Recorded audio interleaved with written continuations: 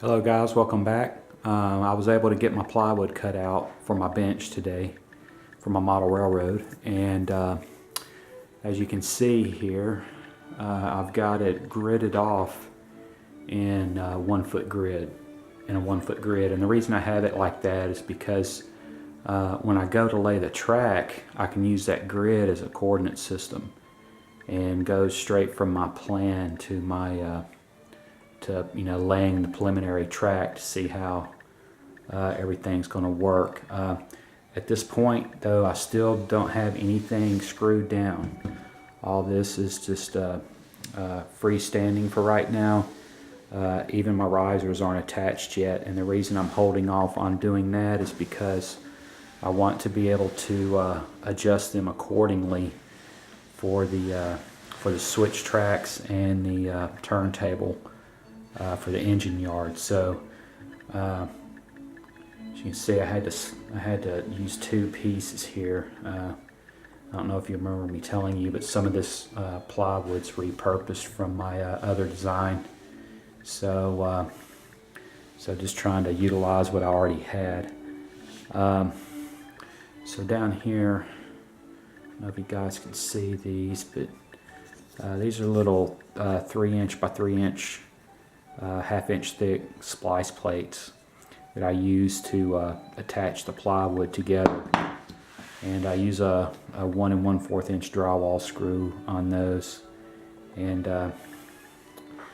you can tell by my grid here, I've got 1, 2, 3, 4 feet to the backdrop. So a 4x8 sheet of plywood, I had to cut out this additional round part here.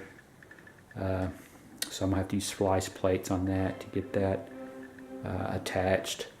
As you can see up under the layout, I've got my risers in here. I still don't have them attached, like I said.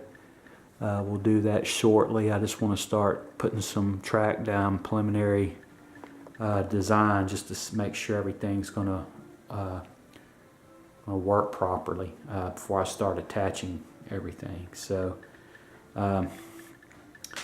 what I was able to do, let me swing around here a second and show you guys this.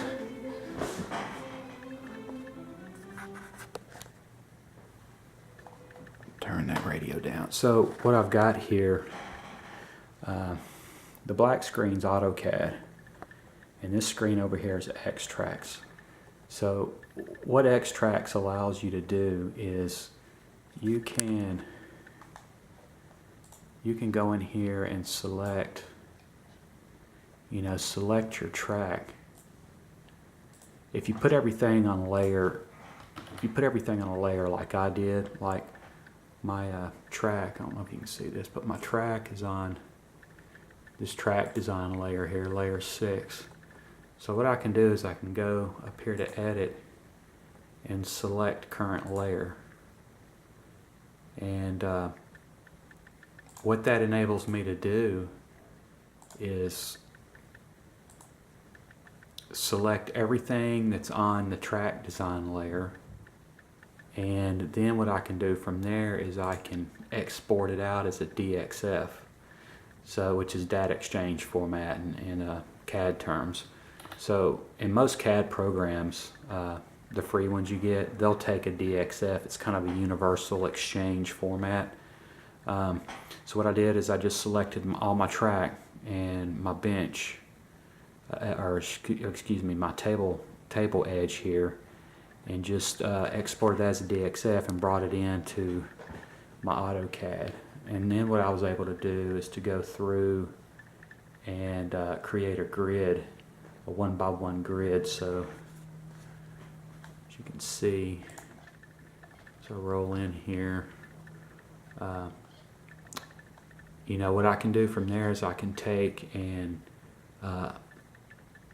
basically transpose what I see here on the screen to the tabletop over there. Like I showed you, already had this grid drawn on the plywood. So that's how you get your track laid on plywood as per your design. Now, you don't need CAD to do this. You can do this with grid paper if you want. I just like to use the AutoCAD because I basically use it every day. I'm familiar with it, and for me it helps to speed things up. And plus I also needed to have some type of digital drawing for my layout anyway, because I still need to come up with the block selector diagram for the control panel, as well as the turnout diagram, the turnouts diagram for those. So yeah, that's what I did. Like I said, you can just use graph paper to do that. You don't have to have CAD, but like I said, for me it speeds things up. So next step will be getting some track on the tabletop and tracing some things out as far as how I want to cut to elevate certain parts of the track. It's referred to as the cookie cutter method for those of you who have never done this before, and we'll see how that looks. I haven't decided yet. As you can see, there's about a 1-inch gap between the top of the plywood and the backdrop, and it was designed like that purposefully. And the reason I did that was because I was thinking about buying the 1-inch extruded foam and laying that down, and then working off that as my tabletop instead of on the plywood. There's a couple of reasons I was thinking about doing it that way. One of them is because I'm using the Atlas under the table switches, and that can get a little tricky as far as how the risers are, where they're positioned and located, especially in the train yard, because I know I'm going to have several switches in there. So what the 1-inch extruded foam would allow me to do is basically cut out a little box, if you will, out of the foam, and I can put the under the table switch, actually embed it inside the foam, and just drill some holes for the wires to attach to it. So I don't know yet. I might just go straight with the plywood. I don't know. Still out on that.